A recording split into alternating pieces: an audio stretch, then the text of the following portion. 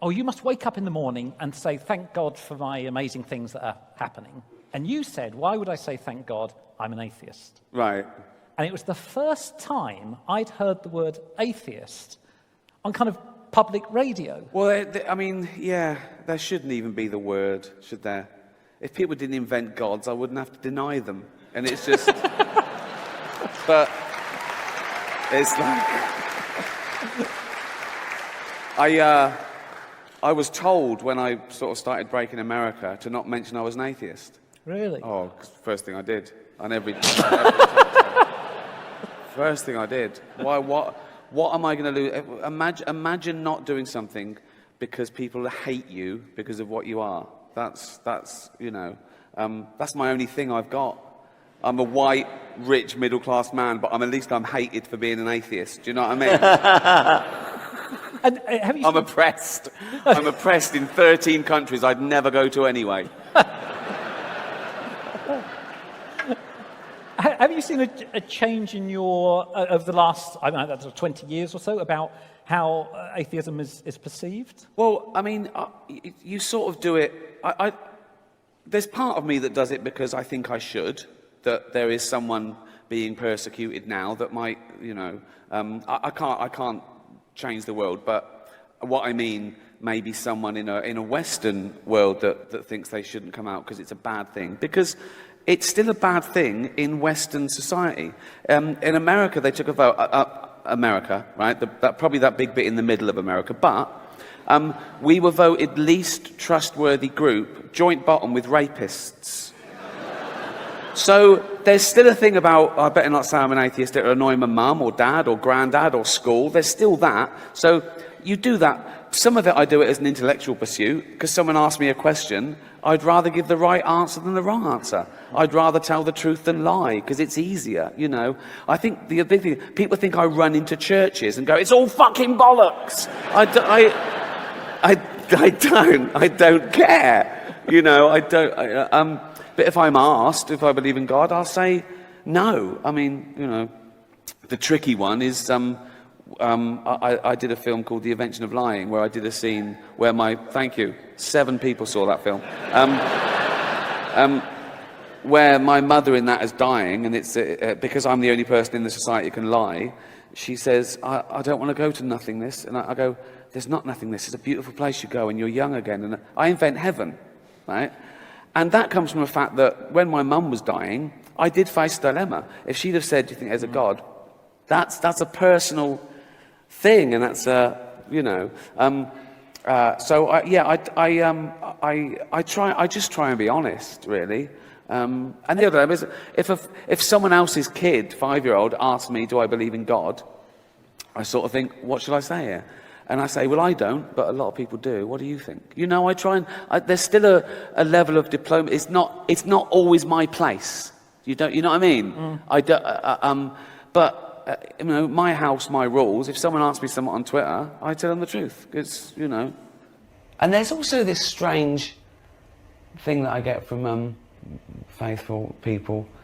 Why don't you believe in God? Well, that's a very strange question. Why don't you believe in God? Well, you came up with it. Why would I? As to saying I don't know, well, if you're agnostic about God in all his glory and in all his impossibility, you've got to be the same about Santa. You have got to say, I don't know. I want to say to an agnostic, what's your best guess there? Go on, have a punt. In fact, I don't ask agnostic. I don't say to agnostics, is there a God? I say, do you believe in God? Now, you can't say I don't know to that question, because if you say I don't know, you're an idiot. What you don't know if you believe or not. And I had this discussion with someone on Twitter, actually, and he said, well, that's not true, because I can ask you, am I wearing a red jumper? And you have no way of informing your guess. And that's true. But now ask me if you're wearing a red jumper that created the universe. Now I can have a little guess. No. No, you are not. It's mental. Well, also for you, because anyone who follows you on Twitter, and you have a huge following, they'll know that you are a pathological atheist, and therefore the thought of death is very final for you. For me, as a good Irish Catholic boy, it's the start of something new and glorious. For you, that's it. For me, it's the end of something glorious, so I have to pack it all in. But, you know, I'm not depressed about it. I don't want to die any more than anyone else. And I think there's this strange myth that atheists have nothing to live for. It's the opposite. We have nothing to die for. You have more to live for. We because have everything to live for. Yes. Yeah. I would imagine you have a more focused attention to life because you think it ends when you die. I think it's precious. I think it's beautiful. I think the world is amazing. I love people, animals, art, every hobby. I can't believe my luck that I'm alive for these 70 or 80 years. Might be less. Wait, you know, I'm not long for this world. My nan used to say that. She lived till 83. I think it was 40 years we were going, I'm not long for this world. What are you said the things you like. What are the things that really annoy you? Only two things really, really make my blood boil, I suppose. I suppose in general, as I get older, injustice. Injustice quietly makes my blood boil. Either personal, social, political, you know, personal. I suppose the two main categories are religious intolerance, this arrogance that you think, you know, arguing over whose God is right sort of gets me down a little bit, you know. And I've got no problem with spirituality. I really haven't. You know, that's another myth. And I always try and make the difference clear between spirituality and religion. One is a very personal feeling, a journey, a hope, or whatever, a need, you know, a joy. And the other is an organised body that uses that for power and corruption in many cases. In many cases. And you know, I don't have either, but I suppose I think that when it affects me, that's when I have a say in it. And religion affects me. Religion's very real. Spirituality, it doesn't really affect me. There's lots we don't know, but we don't jump to conclusions. We don't know everything about the brain, but that's not to say that everything about the brain is unknowable. We rejoice in not knowing, not because we don't want to know, but because we've got something to work on. Absolutely. That's why people do puzzles. It comes back to hobbies. You do a puzzle because you don't know the answer yet. And scientists are doing puzzles trying to find out the answers to the nature of reality. Absolutely. Of course, that's all we're doing. Science just tries to understand the world a bit more for its own ends. And it's a wonderful process. It's fantastic. It's worth living for. Because it should enhance mankind. Yeah. You know, this ridiculous thing about science coming up with the atomic bomb. I don't know what argument that is. No. That's evil. Well, no. This other one as well. How many times have you heard someone say, some idiot fundamentalist say, well, Hitler was atheist? Oh, God, yeah. Well, it makes no difference. Yeah. There are good and bad atheists. Yes. There are good and bad people who believe in God. Yeah. But very few atheists kill in the name of atheism. Exactly. It's an irrelevance to me. I hate being labelled an atheist because it's not how I live my life. I don't live my life going around going, I'm an atheist, I'm an atheist. No, exactly. There's billions of other aspects to my life, why I do things. It just, when God's brought into the equation, I don't take that on board. I don't do anything because of God's watching me, or because I feel God owns anything, or God's driving me. You know, it's a strange word and it's a strange label. It is. Hitler actually wasn't an atheist. No, I know, he was a Catholic, wasn't he? Yes. Stalin probably was an atheist, but neither of them did their good things or their bad things. Not they didn't. Of course not. Neither of them did their bad things because they believed or because they didn't believe in God. No, of course not. It was irrelevant.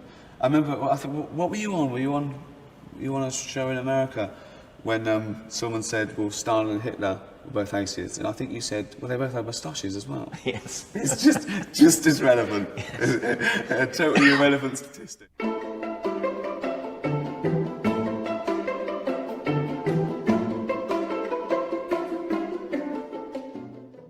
Yeah, in the greater scheme of things, there are probably worse things than people believing in all the different gods. it doesn't affect me because I'm free and liberated and safe. But yeah, you can still be annoyed. It's ignorance that annoys me more than anything. Whatever it is, it's not. I don't want to keep going after religion because that's only one form of this belligerent, willful. And it's not even that. It's you can't sort of help what you believe in. Most people aren't going around thinking this will annoy people or I'm trying to oppress people's rights. They just think, I believe in God because that's how my brain worked when I was little, and now I think, yeah, there's probably a God. And most religious people aren't crazy. It's something else. Again, it's something, you know. We worry about the people who believe the bad bits in their holy book as well as the good bits. Most nice people who believe in God, they can tell the difference. They know the nice bits, they cherry pick and they know the nice bits from the bad bits. They don't do the bad bits. And my point is, if you know the bad bits from the good bits, you don't need the holy book. You know, you're already a moral person. I think it's very important you challenge your own beliefs. I mean that's what science does, really. It doesn't constantly try and prove itself right. It follows the evidence, whatever that is. In fact, it tries to prove itself wrong. It doesn't sulk. When science thinks something and then it discovers it was wrong, it doesn't sulk because it found that out too. It's the question I often get, that people say, well, you're an atheist, you know, you're closed-minded. Well, no, I'm not. You know, that's a strange thing to say. I think the opposite is true. I'm going to always follow the evidence, whatever that is. And they say things like, if someone proved to you God existed, would you believe? Well, of course I would, by definition. In fact, it would be the greatest scientific discovery of all time. Scientists would celebrate. They'd run round. At the moment, we have no evidence for the existence of any God or anything supernatural. Never have. Possibly never will. But who knows? We'll cross that bridge when we come to it. When someone puts forward a jar of God, we'll test it for its godliness. And if we find there's anything godly in it, we'll write it down. I think that's really important, and it comes back to the point we made earlier about ideas not having human rights. Because I think people think when we criticise religion, we're criticising people who are religious, which couldn't be further from the truth, because we think they're victims too. Absolutely. You I mean, know. the word Islamophobia is all about that. Yeah. People think that if you criticize Islam, you're criticizing Muslims. Quite the contrary, they're the primary victims of Islam. Well, Well, this is the other thing, that sometimes I say to Christians, why do you believe in that God? And they say, well, it's the only God to believe in. I went, you know, but if you were born in Delhi, you wouldn't believe in that God, probably. If you were born in ancient Rome, you certainly wouldn't believe in that God. You know, but it is a thing there that they... Yes, you believe in the God of your parents and your grandparents. Most people do. I think so, yeah. I mean, you know, there's conversions, and many people that seek one. I don't know, they window shop. They go, what can you do for me? What do I have to do? Forget it. What do you do? I can still smoke and drink? I'll have that one. You know, of course. Yeah. There are people who say, well, I was on a quest and I tried Buddhism and it was all right, but I thought maybe I'd try again, so I tried Hinduism. I know, yeah. But which one spoke to you? Yes. Yeah, I know. And but it should be irrelevant, but it isn't, because it does infringe on people's liberties. Certainly religion, not spirituality. You know, someone believing in God, that's fine. Harmless. Absolutely, doesn't bother me at all. Religion isn't harmless. It's when your God starts telling you that you should kill homosexuals, and Exactly. That's when it's not harmless anymore. I think religion's greatest trick wasn't convincing some people that there was a God who was all powerful. It was convincing everyone else that you couldn't ridicule that idea. It's when you get them. I think there'd be more atheists and less faithful if you weren't allowed to teach anything, you weren't allowed to mention any gods or any beliefs or atheism, right, until they were 20. I think we see a different pattern. The human brain, when it's young, is a sponge. It has to be. It has to take in all the information. It has to trust its parents, its elders, to survive. Without question, don't touch the fire. Why not? Don't go near don't go near the wolf. Don't touch that spider with a red bit. Don't touch that. Why not? Just don't. There is a God. What? There is a God. And if you're bad, you go to hell. Okay? And if that's constantly confirmed, like all the other things, wolves eat you, black widows kill you, fires burn you, if it's given that same level of credence and truth, you're never going to get over it. It's going to be a lot harder to undo that. I think the myths came up, maybe, often as a stopgap to knowledge until we find out more. The Earth is flat, and no, we've proved now. Okay, the Earth's not flat, we were wrong. Okay, but that's not personal. You don't take that personally. It doesn't affect you. It doesn't affect your afterlife. And so they often want to hold on to that, right? But only because of the way they've been conditioned. We know it's fun to tell children there's a Santa Claus, and there's fairies at the bottom of the garden, and all these cute things. It's cute till they're 7 or 8. If they're 34, it's a bit embarrassing socially. This is my son. What's he doing? He's looking for fairies. Is he?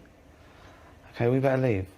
If you're born in India, you're probably a Hindu. If you're born in America, you're probably a Christian. If you're born in Pakistan, you're probably a Muslim. That's a coincidence, isn't it? That you're always born into the right God. Always. Isn't that lucky? I was born under the right God. All those others are going to hell. But I was born into the right religion. I'm going to heaven. It's strange that we hold on to these sort of medieval beliefs. Where did the universe come from? God made it. Which doesn't solve the problem for me. Because we straight away say, well, who made God? And if they say, well, he's always been around, well, let's just say the universe has then. Let's just cut out the middleman. It saves time. It is. Yes, if we accept that we don't know, if it's the default, we don't know, no one's come back from heaven, no one's proved it. You can't prove the non-existence of something, and why would you? The periodic table of non-existent things is infinite, It's like... so if we accept that, that's a knowledge, that's a category of knowledge. But if you just say, what do you believe? You have to step up to the plate. You have to say what you believe. And if you don't believe in any God, right, you're an atheist. That's the other misconception. People think that atheism is denying the existence of God. Right? It's not. It's just not accepting the claim that there is a God. But if there were 3 doors, which says God exists, God doesn't exist, I don't know. That doesn't make sense. There's 3 doors. It says God exists, but doesn't exist, I don't know. But you not knowing is irrelevant to where there is or isn't a God. Again, you've done a sleight of hand there on a category mistake, because 1 is knowledge and 2 are beliefs, right? I haven't even finished my question. No, what? No, there's always... I'm saying 3 is always there. If you had to choose one... Yeah. It's I believe there's a God. I don't believe there's a God. I don't know is irrelevant then, isn't it?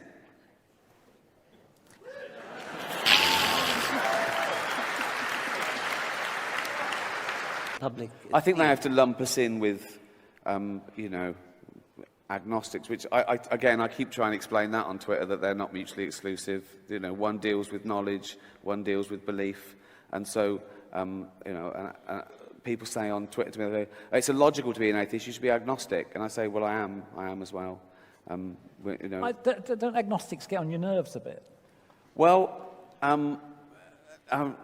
no, because we're all agnostic, aren't we? We're all agnostic by definition. If we accept that no one knows knowledge, I'm being very diplomatic here, but if we accept that no one knows that there's a God or not, right? We might be wrong. We're 99% sure, but let's say we don't know. We're all agnostic. So take it out of it doesn't matter. Now we ask about belief. What do you believe? What's your best bet? But when someone says they're agnostic, isn't it sort of tempting to go, why don't you just think about it a bit more then? Because Well, I just think that there's a yes, but there's a category mistake. Some people do it because they don't want to say they believe in God, you know. But if you shouldn't ask an agnostic if there's a God or not. You should ask them, do you believe there's a God or not? Because then they can't say I don't know, because that doesn't make sense. What do you mean? You don't know whether you believe or not, right? You know, so That's so. right.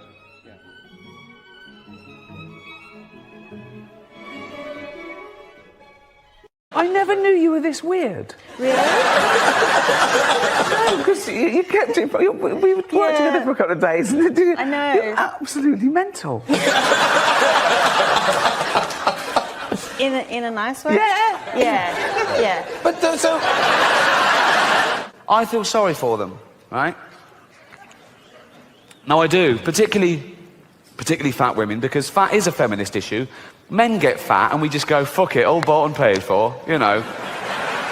We don't come under the same constraints of society, whereas women are inundated with images of how you should be, size 0 models, this diet, that diet, look like this, keep your man. And they make such an effort, don't they, fat girls? They've always got lovely hair, aren't they? They're always having their hair. They've all got lovely hair. Always got lovely hair. Always got those lovely false nails, haven't they? They make an effort. Anything but jogging, right? They love high heels, don't they? They think it makes their legs look less. It doesn't. It just... You can just hear them coming now. I don't want any fat people to feel uncomfortable at one of my gigs, so next time, buy 2 seats. I'm joking. I'm joking. Shut up. Twitter that day. I trended. I wasn't even there. Nothing to do with me. Because people are saying, what would Ricky Gervais have said? What would have happened to Ricky Gervais? Well, nothing. And I said this live. I said nothing would happen to me because I wouldn't have told a joke about his wife's hair. I'd have told a joke about her boyfriend, and that was the joke. But someone from the press was in, and then that got put in the press, so I trended again. So I try and keep my mouth shut unless it's work, like at a gig. And all these people say, no, it was joking about... Someone said it was joking about her disability. Well, I'm going a bit thin, so I'm disabled. That means I can park right up next to Tesco's now. And I'm fat. That's a disease, isn't it? I'm fat and balding. I am. I should get fucking benefit. But actors aren't just loved here in Hollywood. They are loved the world over because they're recognisable. You can be anywhere. You could be in the third world, okay, and you get a glimpse of a Hollywood star, and it makes you feel better, okay? You could be a little child, a little Asian child with no possessions and no money, but you see a picture of Angelina Jolie, and you think, oh, Mummy.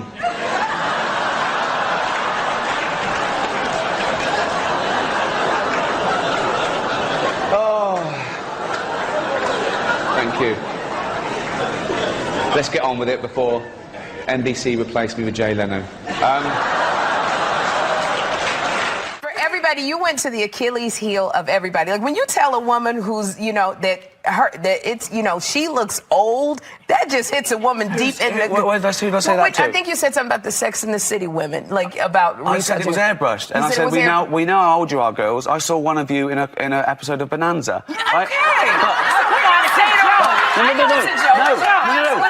No, I was saying, why lie? There's nothing wrong with being 50 or looking 50. But you're not a woman. I get you. But I don't think you lose your sensuality at 50. But as I say, I'm going to be nice tonight. I've changed. Not as much as Bruce Jenner, obviously. Now Caitlyn Jenner, of course. What a year she's had. She became a role model for trans people everywhere, showing great bravery in breaking down barriers and destroying stereotypes. She didn't do a lot for women drivers, but... Welcome to my show. It's not a show. There's no dancers or jugglers. It's basically a bloke talking, which is essentially what stand-up comedy is, isn't it? A bloke talking. Sexist.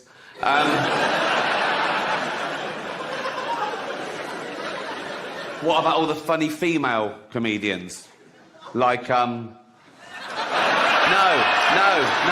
Right. No. I'm not doing that. Okay, right. that was irony, okay? There's going to be a bit of that throughout the show. See if you can spot it, okay? Now, that's when I say something I don't really mean for comic effect, and you as an audience, you laugh at the wrong thing because you know what the right thing is. It's a way of satirising attitudes. Like that first joke, I used the old-fashioned sexist trope that women aren't funny. Now, in real life, I know there are loads of funny women. Like, I did it again, well spotted, good. No, but there are. Dame Edna Everage. She's...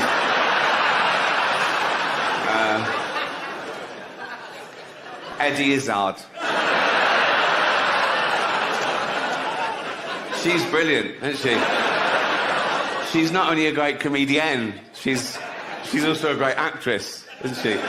She was brilliant in that thing as that man. I was really bad in love till you rise, yeah. Now I can see in color why it was great. Yeah. You know I was looking, I never was looking, yeah. I can believe that I was here on my own. I saw a documentary back in England about this woman who was £350 because she ate 10 burger and fries a day. That'll do it. 10 separate meals of burger and fries. 10 separate trips to McDonald's, right? In a cab. Oh, didn't even walk that. Wasted calories, okay? So, to stop her eating these meals, they wired her jaw together. So she liquidized 10 burger and fries a day. Now she's on burger smoothies. Now she's not even chewing. That used up 3 calories. So lo and behold, she gets fatter. So they admitted her to have that thing done where you staple your stomach together. And she's sitting there in hospital, looking all depressed. Well, you can't eat for an hour before an operation, can you? Lank hair, smock. Christ knows where they got that, right? And she said, it's a really dangerous procedure, but it's the only option left. One, jogging. You don't even walk. Right. Salad. You don't like the taste. 3, 9 burger and fries a day. It's a start, isn't it?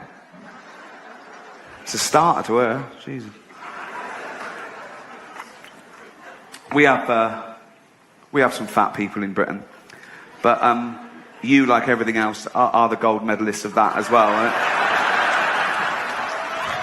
You'd win that in the Olympics. I saw this episode of Jerry Springer. It was called Jerry Springer Saves the World's Fattest Man. You've got to watch that. So he's there going, okay, let's try and save this guy's life. He's got a heart of gold as well. He's like me, right? So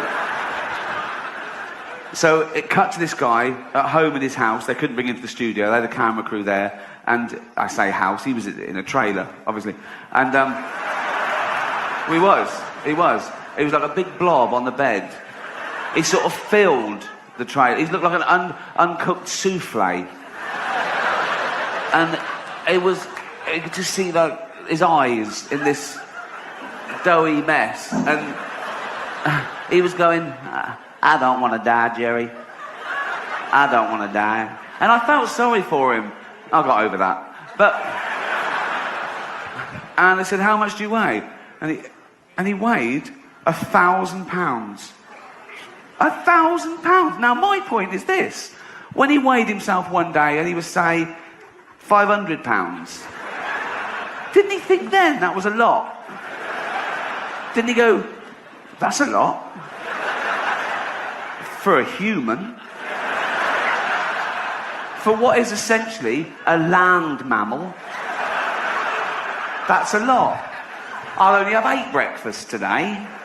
I don't want any fat people to feel uncomfortable at one of my gigs, so next time, buy 2 seats.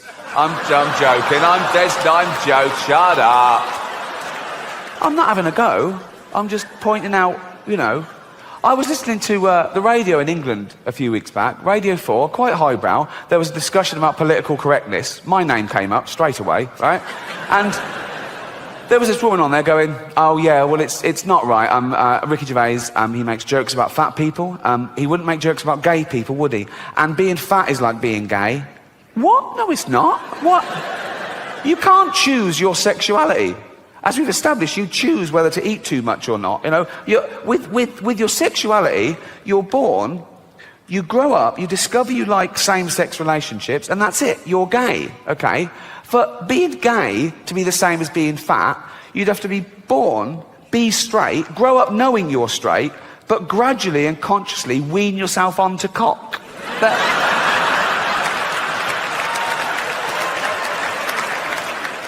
I don't know if you're affected by the volcanic ash cloud, but I had friends that were stuck all over the world, and they missed weddings and funerals, and they had to put themselves up in a hotel for extra days that they hadn't budgeted for, and they couldn't get their money back because the airlines were saying, no, we can't pay you because the insurance companies won't pay us because they're saying it's an act of God.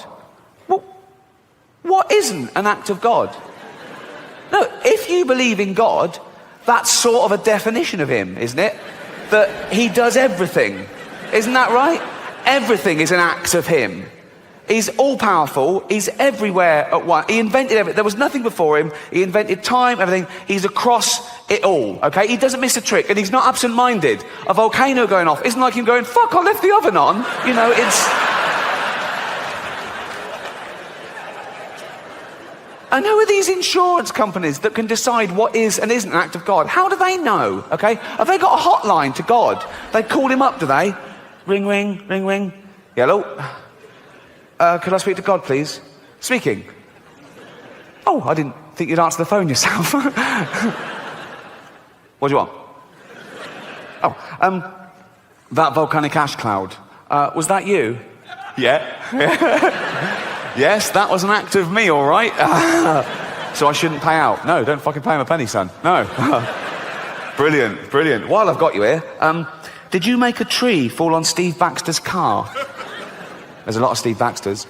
Steve Baxter, 2 Acacia Road, Hounslow. It happened at 2:15 on the 3rd of June this year. 2:15, 3rd of June. No, that wasn't me. I was in Africa that day giving AIDS to babies.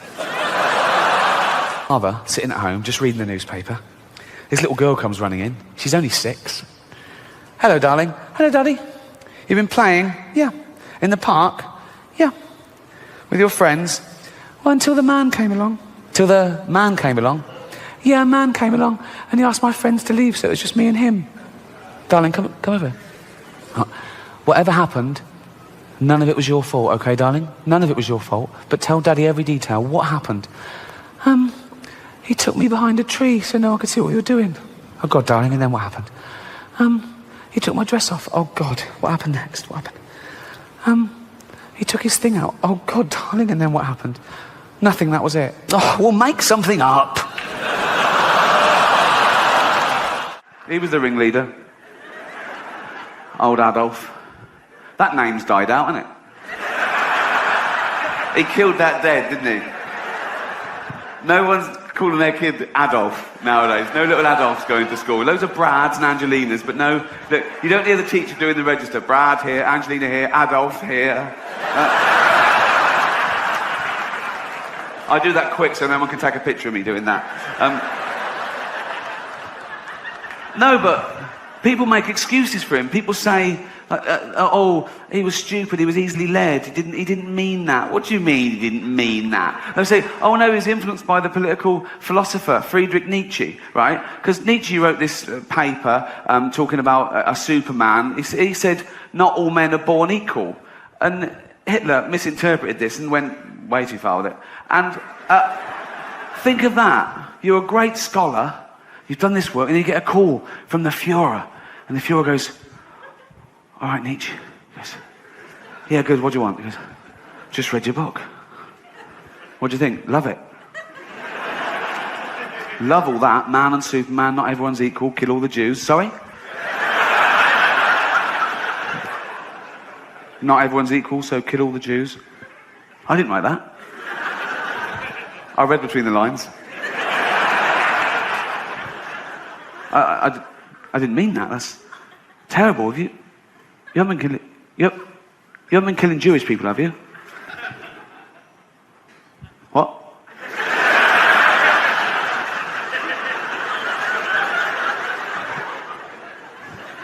Have you been killing Jewish people? Yeah. Yeah. A little bit. A few. How many? 6 million. 6 million? That's all. I won't do any more. Leave it at 6. That's terrible. I won't do any more. Stay for dinner? Well, I will, but be careful in future. I will. Are you writing any other books? Well, I am, but I'm scared to tell you about it. I won't do anything. What's your new book called? My new book is called The Gypsies. Do we need them? We've come a long way from it being punishable to total equality, as it should be, of course. In England, the age of consent, same as heterosexuality now, 16, and even gay marriage.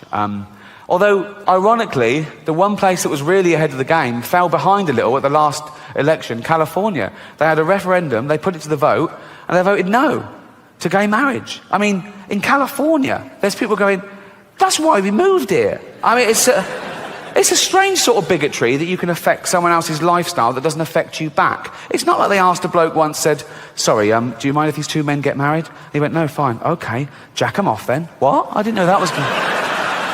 That doesn't happen, does it? That doesn't happen. It's also a strange sort of bigotry because these people that object to that were presumably the same people that said, you know, gay people were immoral and promiscuous, but now they don't want them to be monogamous and respectful in the eyes of God. And it must be so confusing to a gay guy in California thinking, that's the bit they don't like. With all the other shit we get up to, it's the marriage bit. They're just so confused. They must go to judges and go, sorry, can I get the rules straight? What do you want to know? I just need to know what we can and can't do. Ask away. Can I marry a man? No. Can I fuck him up the arse and give him a little reach round? Please.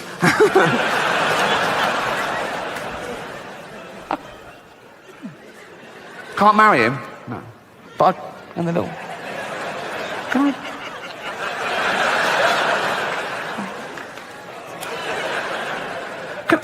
Can I pick up a stranger in the bushes and take him home and jizz on him and throw him out in the morning all crusty and homeless? Of course you can, yeah. But I couldn't marry him, no. No, and don't ask again. Could I line up 15 men? I'm just riffing here. Could I line up 15 men and just jack them off? For a laugh. If you want, yeah. Yeah. It would be difficult, wouldn't it? Jacking off 15 men at once. It would be like plate spinning. Wouldn't it? No. Because you could only do 2 at once, really, so you'd have these 2 ready to blow, but then they'd be losing it, and you'd go, fucking hell. Oh, there you go. Oh, fucking hell. Oh. Ain't it knackering? Jacking off 15 men at once. Never thought I'd say that. Oh. But the greatest thing I learned when working for the AIDS charity was that this is the best leaflet in the world. Okay? This is a real flyer that came round, issued by the Terence Higgins Trust. Okay? It came round the university I worked at in about 1989. Okay? And it was aimed at the last demographic of gay men who still weren't taking precautions. They treated HIV like an occupational hazard, and they were militant against the disease, but they wouldn't take precautions. So it's aimed at that last tiny demographic, so it's very hard hitting. The front cover is a bunch of bananas with the word fuck. I don't know why, And it's basically a 10-point plan of health advice to not contract HIV. And this is the title of this flyer. You know it's going to be good when this is the title. Okay? Ready? You know, you don't always have to have anal sex. It's good to know, isn't it? Think of an old couple in a doctor's waiting room. Just looking through Reader's Digest, and she goes, oh, what's this? Oh. You know, you don't always have to have anal sex. See, I fucking told you. Okay, and it's basically 10 suggestions of alternatives to that little act. Okay? I'll just read some to you. Number 1. Okay, this is real. Okay. Number 1. Why not? Always starts the same. Why not? Okay. It's a soft sell. They're not pushing it on you, but... Okay. Number 1. Why not just jack each other off? Look at that. I've got the new flyer, Larry. What does it say? Well, let's have a look, shall we? Let's do one now. Okay. No more up the arse for us. Number 1. Why not just jack each other off? All right. Oh.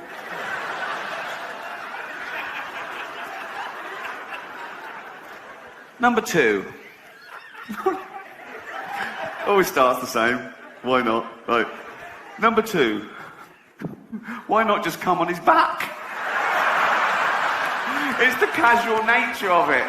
Like it's a recipe. Why not just throw in an onion?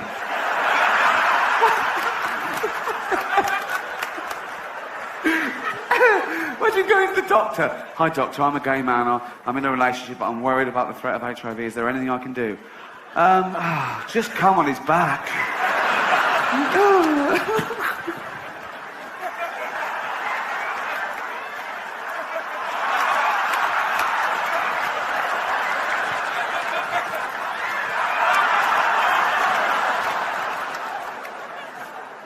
Number 3. Number 3. Oh, so I used to read this out to everyone I met, and they'd be laughing at number 1 and 2. I'll get number 3, I'd go, hey. Number 3. Why not just come in his hair? Not the hair. Not the hair. On the back, sure. On the back, go on. On the back, go on the back. Where are you fucking aiming that? No. Not on the hair, no, there. There. I don't trust you, I'm putting on a shower cap.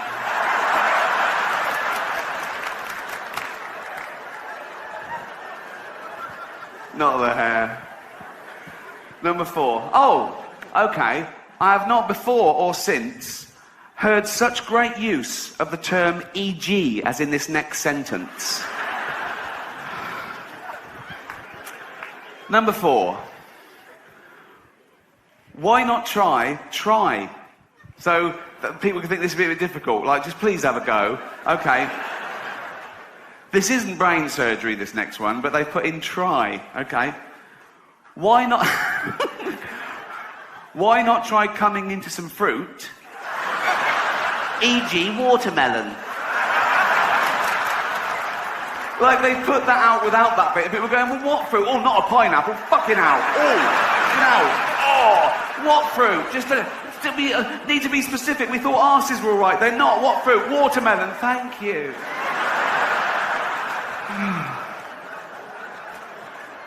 And on and on. Okay. I want to just skip ahead to number 10, okay? Because this may be the greatest sentence ever written. I'm including Shakespeare in this. Dickens. The Office. Number...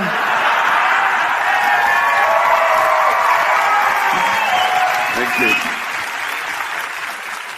Are you ready for this? Number 10, okay? Now, I think the bloke writing these was struggling by now. I think he'd gone into his boss and said, I've done it, I've come up with 9. The boss went, oh, we need 10. Really?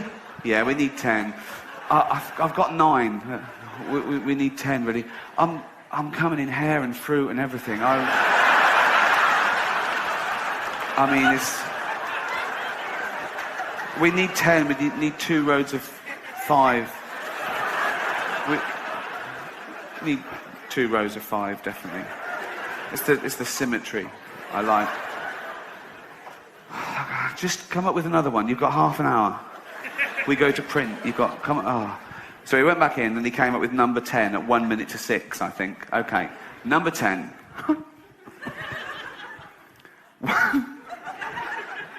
Still with a why not. Okay. Number 10. absolutely real. Ready? Why not both come out of a window?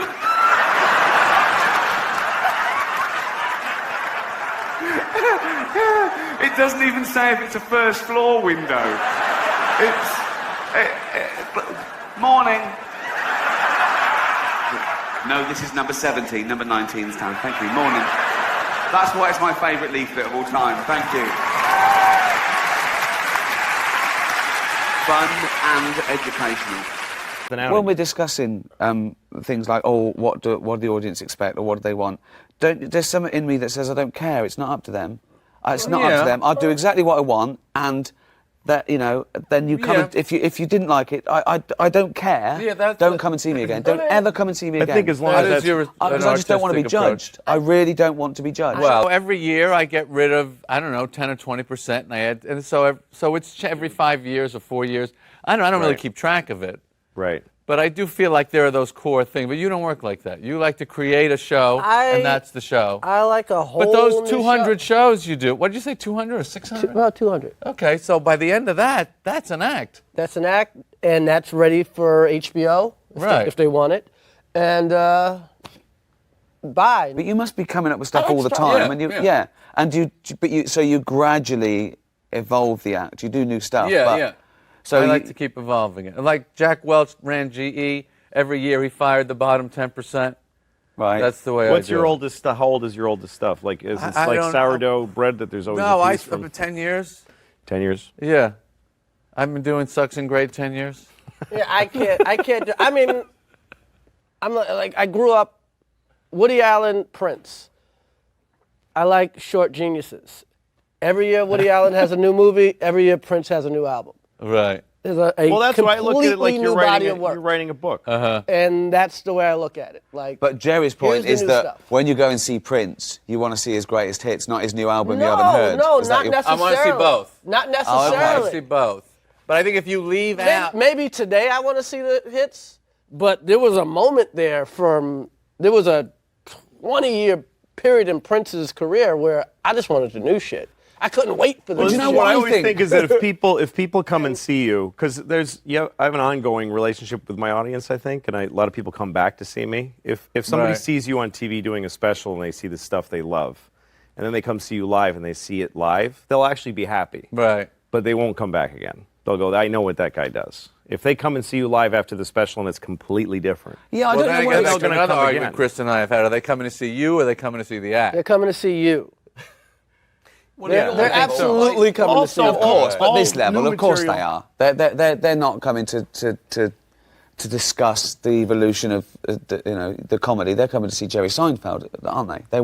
It's an event. Yeah, but I think Louis is right. If they see the exact same thing, then they won't come back again. Those people will not come again. Yeah. But also the challenge of that, of like, there's a huge amount of pressure. People are coming. They paid a lot of money. They had to park and they got in a fight with their date or whatever it is. So there is a lot of there's a huge challenge in not having your old act, but I think you rise to the occasion. You don't rise to the occasion if you don't put the void there. Right. If you take away your old material from yourself, like one thing I started doing when I was developing Hours is I'd take my closing bit and I'd open with it. Right. Just to fuck myself. Just because then I have to follow my strongest bit. That's how he got good. You see this attitude? And then my closing bit tough guy. I've been watching him. Yeah. Well, because then the end of your act cauterizes it. It gets stronger just because because you don't have a choice. You know what I mean? Cauterizes. So that's why I started doing that. You get rid of all your best weapons, and you have to, or else you're dead. But don't you think sometimes it brings something out when we're discussing things like, oh, what do the audience expect or what do they want? There's something in me that says I don't care. It's not up to them. It's not up to them. I'll do exactly what I want, and that then you come. If you didn't like it, I don't care. Yeah, don't come and see me again. Don't ever come and see me again. I think as long as because I just don't want to be judged. I really don't want to be judged. Well, then you're in the wrong business. I never wanted to be. What do you mean, though? Why? You're going up there to be judged. No one is more judged in civilized society than a stand-up comedian. Every 12 seconds you're rated. Yeah, that's right. But that's the feedback. That's what it gives you. They laugh or they don't. What I mean is, I'm not entering a competition. I'm not entering a popularity contest. You are in a competition. No, I think Ricky's got the right attitude as long as it works.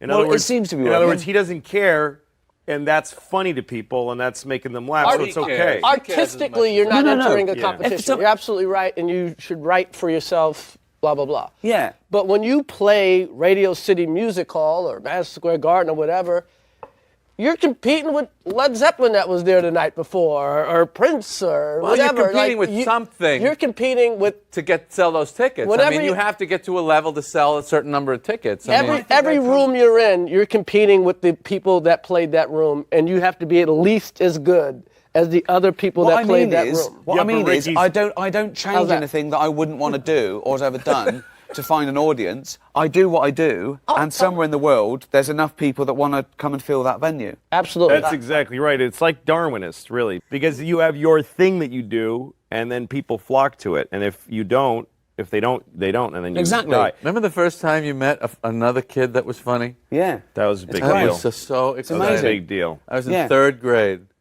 and I met a kid that was funny. And What was his name? Do you remember? Jimmy Tenney. Jimmy Tenney. And we started making each other laugh. Mm-hmm. I mean, you remember kids that were like really funny, funnier than you? Oh, way funnier. And then you go off and you make this whole career out of it, and they're going, fuck, I could have done that. Well, there's guys that beat Jordan in basketball. But I assume They're out there. you were always I beat funny, them. weren't you? I mean, I was always I trying thought to be everybody funny. was funny. I only, like you said, I only hung out with the funny kids. Yeah, but my family were funny, all the friends, but that was the important thing. Yeah, Where I grew up, right. once you'd paid your way, the point was to have a laugh. And that was usually, ribbing people, I ran into one of my. There was a kid named Colin Ryan I went to junior high school with, and my first day of junior high school, it's a very scary step from elementary school. From being like eating a lunch with a milk in the class, and then you're taking a shower with a bunch of kids. Like first day of junior high school, and I'm in the shower and I'm terrified and I don't know anybody. And then this kid next to me he just points and shows me that he's peeing on the kid next to him, who has no idea, who's just showering. He's peeing all over him, and I just died laughing. And he made me laugh that way a million times. And then I went to my high school reunion, and he was just kind of depressed-looking guy now. Right. And I told him that story, and I could see that the glimmer was a little faded. But then he said, somewhere that kid is walking around, he still doesn't know I peed on him. Right. I don't know what he does for a living, but He it's not pees on comedy. people still. Pees on Louis C.K. said this was really funny. Is it funny? It's not funny now.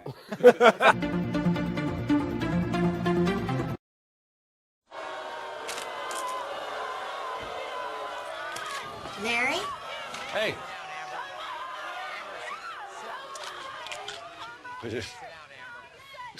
Just a little bit. I asked you to be ready when I got back. Well, I'm. Have you even moved since I left this morning? Yes, of course. What are you talking about? I got up to tip room service. Have you just retired and this is what you're going to do for the rest of your life? And you're never going to work again? Of course I'm going to work again. When? I don't know. You're in the prime of your life. Are you just going to... No, I'm going to work when something comes up that I want to do. I would really like for you to get dressed so we can go look at this house. Fine. Fine. Thank you. All right, here's Brittany. Brittany, come on out. Look at that girl come out. Look. Look at her.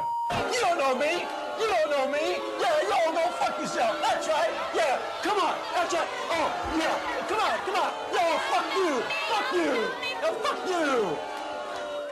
I think you've managed to do it twice with Seinfeld and Curb Enthusiasm, is to do that thing that so many comedians, stand-up comedians, fail at, is getting real-life observations that they've had and rendering it with actors and not making it look contrived. You know what I mean? Usually a stand-up comedian gets his pilot and he just crowbars in, and it just looks like he might as well be talking to the camera.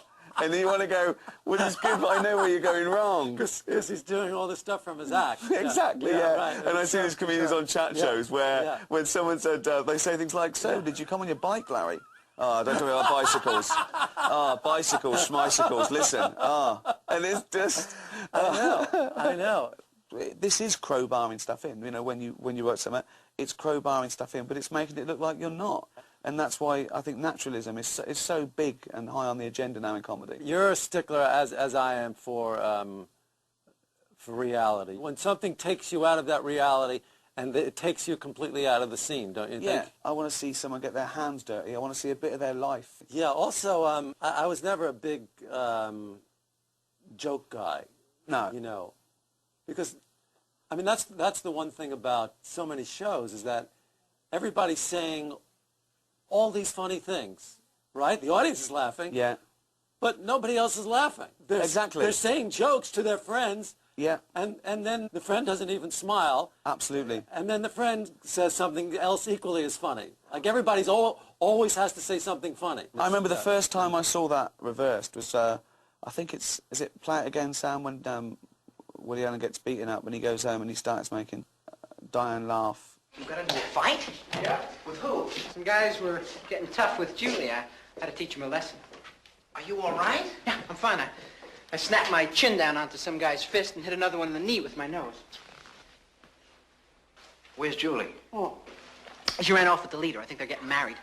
They're heading for Mexico now. I never would have worked between Julie and me because she's Protestant and I'm Catholic, and there's a great religious abyss between my... Listen, who were these guys? Oh, They said they were hairdressers. Hard to believe, though. Nothing. You want us to call a doctor? No, I'm fine. I could use a 3-foot Band-Aid until the pain subsides. She's laughing, and my sex life is turning into the petrified forest. Very funny. You know what? You're very good at it, too. I've noticed the way, you know, I know it's a show and everything, and I'm serious. Listen, listen to it. Whatever he says is the truth. This is I don't know what he's going to say. Because he is one of the few people who actually has genuine laughter. You have laughter on your show, and you laughed. And when I watch it, I go, wow, it's great. It's great the way you did that. Yeah, well, it's nice, you know. I just think realism resonates more. You can go mad, you can go surreal, you can go fast, but as long as there's an element of realism and recognition.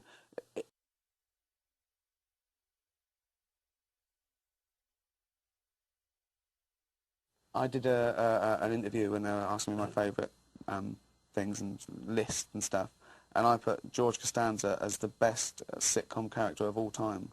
Why did you not play him? It was never even a consideration. Really? It was nothing that I even thought of, or Jerry thought of, or anybody brought up. It wasn't even on the table. I couldn't have done that and written the show at the same time. It would be too hard. I couldn't do it. So this is the thing when George finally gets to start writing for you know, the pilot, and he sees 2 girls and he thinks, well, now I can impress the ladies. Yeah. People go, that's the top of the tree. Don't waste your time with novels, plays, sitcoms where it's at. That's the top of the tree in terms of artistry. Is there anything you want to do in television outside comedy? Would you want to do a drama or a film? Oh, no, I would be completely lost, completely out of my element. It would be laughable. It would really be laughable, yeah. I couldn't do it. I would have no barometer for knowing that it's good. How would I know it's any good? Well, I wouldn't know. There's no guides. Well, there's good drama. There is. And there's bad drama. Right, but people who are dramatists know when it's good. I wouldn't know if it was good or not. But how did you know it was good when you started writing comedy? If not, there was good comedy and bad comedy. If people laughed.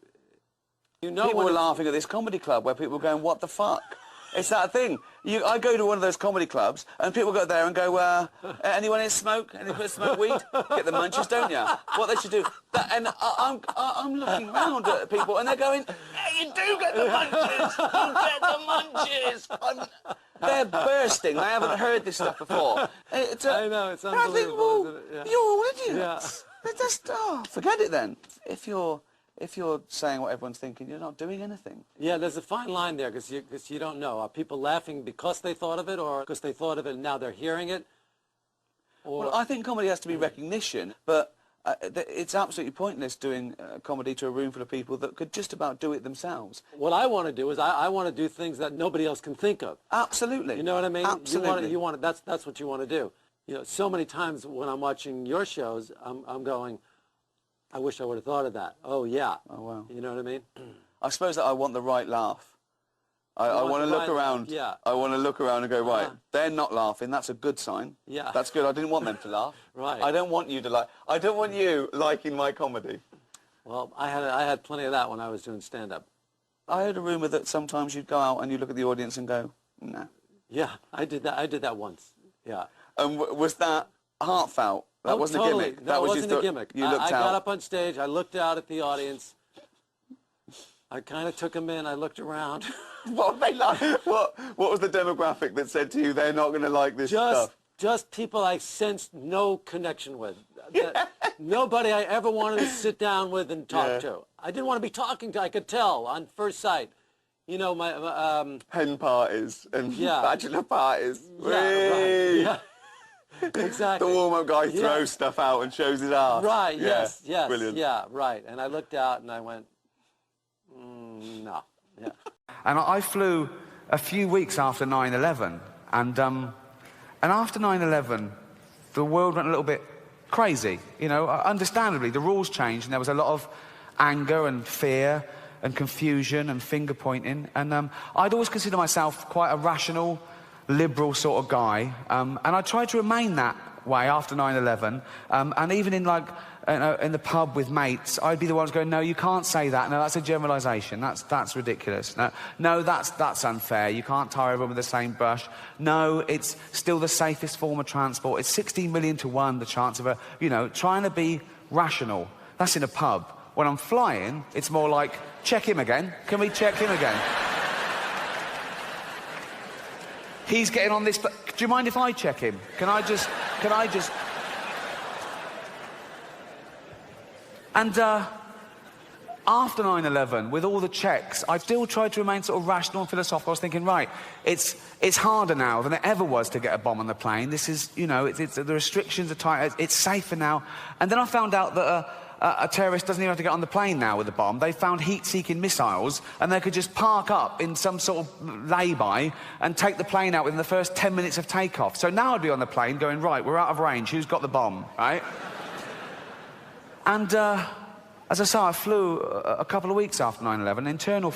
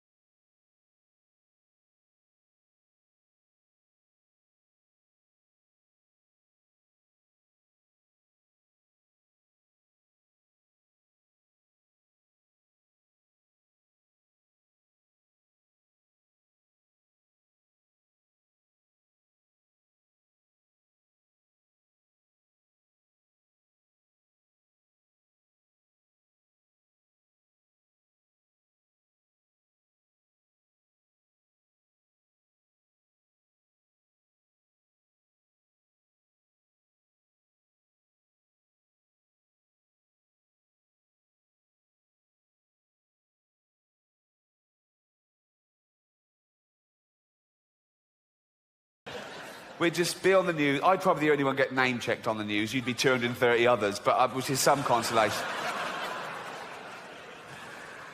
But anyway, so, okay.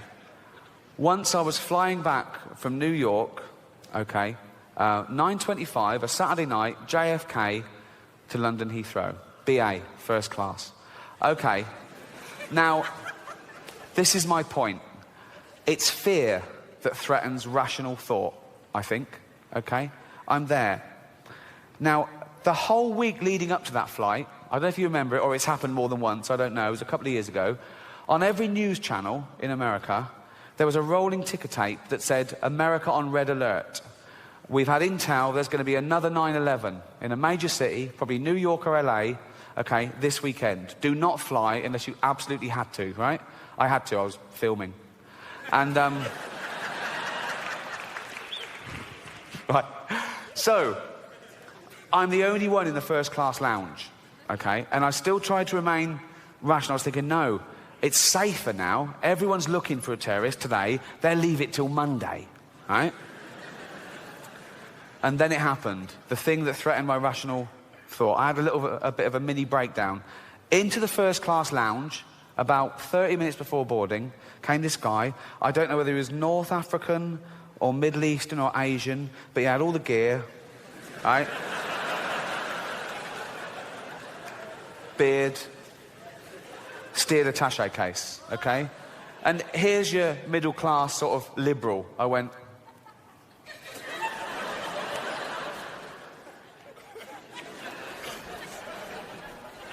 I was suddenly engaging staff in sort of banal conversation, going, flight on time? They're going, yeah. What's the weather like in London? Like they were going to go, it's a bit cloudy, but there he is, right? Didn't happen. So I'm left there, right? And I'm looking over at him, and I'm thinking of all the running up to it and the week, all the news and everything. But now there's a fight between good and evil, between rational and irrational, okay? This one goes, ooh, that's a suicide bomber. Oh, don't be stupid. Of course it isn't. It is. How do you know? That's what they look like. What? Beard. Don't be stupid, right? Then he makes a phone call, and I couldn't understand what he was saying, but he sounded a bit angry, okay? This one goes, oh, we made a phone call, right? This one, no, you just made a phone call. Yeah, but not in foreign. Right? Oh, shut up, right? He's been checked, like the rest of us, have been checked. Did they check the beard? Yeah, they checked the beard. Yeah, they checked the beard, right? And then I'm looking at him, must have been absent-minded with all this going on in my head, and he catches me looking, and he does this. He goes, oh, he knows, right? This one goes, no, he knows why you're looking at him. He's had that sort of prejudice for months now. Stop looking at him. The beard. Yeah, right? But this one starts winning. The fear starts beating all the rational thought in the world. And he was going, no, but it could be. Well, yeah, it could be. Probably not. Well, no. The stats are up today. Yeah, but still, it won't happen. Don't say it won't happen to us. People of 9/11 said it wouldn't happen to them. Yeah, but all the tests. Yeah, well, they find new ways of getting through our detection. Then we have to up again. Yeah, you're right. And suddenly I thought, oh my God, this is it. This is it. And that wave of nausea, and you suddenly realise, oh my God, I'm witnessing this.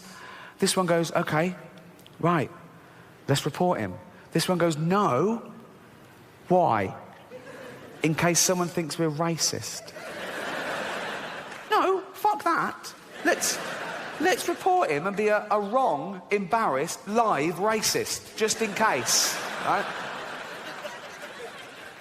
And I go, no, so I don't. And so now I think he is a suicide bomber, and I think I'm going to get on the plane and die, but I'm not going to do anything about it. And I'm nearly in tears. And all this happens in a few moments. And I look over, and he's joined by his wife, who's got all the gear, and his two little girls, okay? And I suddenly go, oh, of course he's not a fucking suicide bomber. If you're off to see 72 virgins, you don't take the wife and kids along. Tưới tắm thì các bạn cũng dễ thôi. Cây thì các bạn có thể ngồi cây mà để trong chỗ gần bàn uống nước chè thì các bạn có thể tưới nước chè ăn được, vì cây này cũng rất chi là ưa nước chè. Đấy.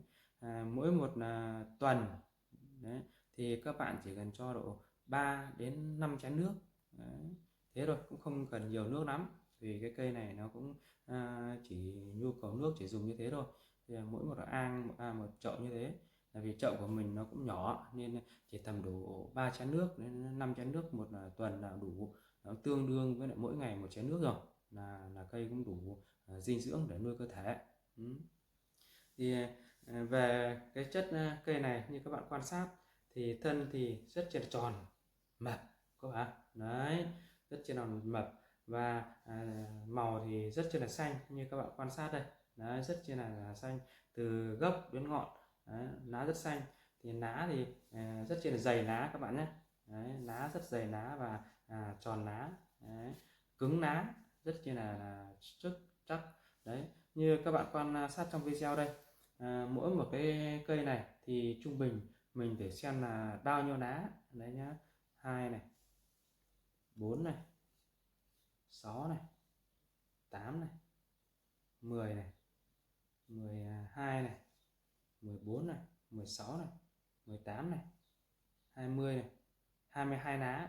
Đấy, các bạn thấy không? Một cây khi đã trưởng thành to cao như này là mình đã chăm sóc đến mức độ là cây phát triển lên được tận 22 chiếc lá. Đấy, các bạn thấy không? Còn nếu các bạn mà chăm sóc kém hơn thì có thể chỉ 18 hoặc 15 chiếc lá thôi. Đấy là như thế. Như mình trong cây này đấy, thấy không? Nên được 22 chiếc lá như các bạn quan sát trong video. Lá thì được từ cuống lá và thân cây được dính liền với nhau. Đó, không có cành các bạn nhé, không ra cành, nên mà từ thân cây và lá là được dính liền với nhau luôn.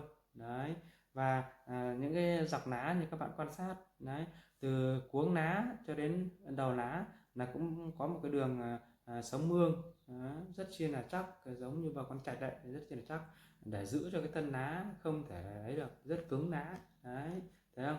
Và như các bạn quan sát trong video, từ lá nọ cách lá kia thì được xen kẽ với nhau. Đấy, không phải là mọc song song mà là mọc xen kẽ với nhau các bạn nhé. Đây, như các bạn quan sát trong video. Một lá đứng bên trái thì lá tiếp theo lại đứng bên phải, và lại tiếp theo đứng bên trái, tiếp theo lại đứng bên phải, vì hai cây lá nó sẽ so ne này. Đấy, dính liền với thân cây luôn, đi lên, chứ lá không đỡ song song.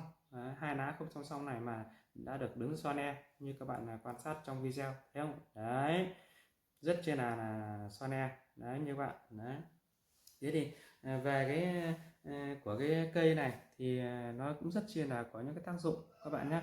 Đấy, và nhựa là rất chi là nhiều. Nếu mà các bạn mà để cho các em bé mà ăn vào cái lá này cũng thể rất chi là có ngộ độc về cái lá này.